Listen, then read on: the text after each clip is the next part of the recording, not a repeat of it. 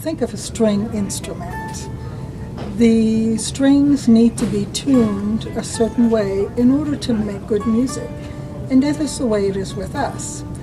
We need to be tuned just the right way so we can play our own music, what is in your heart, in your life, and feel good, and you have that stress, positive stress. The fact that the outside world can only give you facts, it's just a data point, it's not necessarily the truth.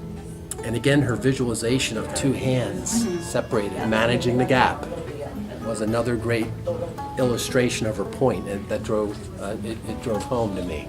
The important thing is hearing what is underneath the words. It's not just the words, it's the feelings, it's the body language, it's how the words are expressed. So the nonverbal communication is so important. And figuring out or sensing what is underneath this, what's the pain, where is this coming from, and then it's easier to deal with it and to start healing it. It's important for us to feel that we need to be happy, that we need to have some power.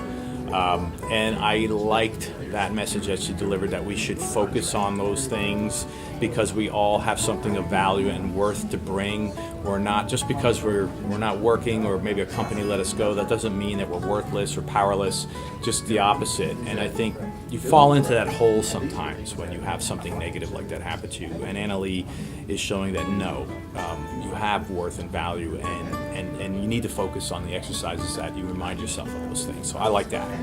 In healing, we have 4 different aspects of ourselves being human. There is the physical, the emotional, the mental, our cognitive function, and the spiritual part.